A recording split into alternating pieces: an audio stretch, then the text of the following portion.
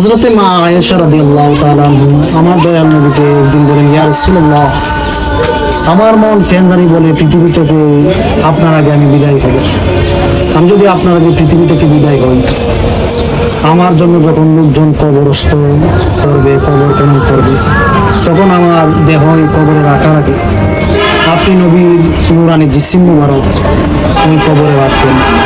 আপনি আর দরবারে আমার আর জি, ইয়া রাসূলুল্লাহ, আমাকে যেই কবরে রাখা হবে ওই কবরে আপনি নবী যে আমার আগে একবার শুনবেন।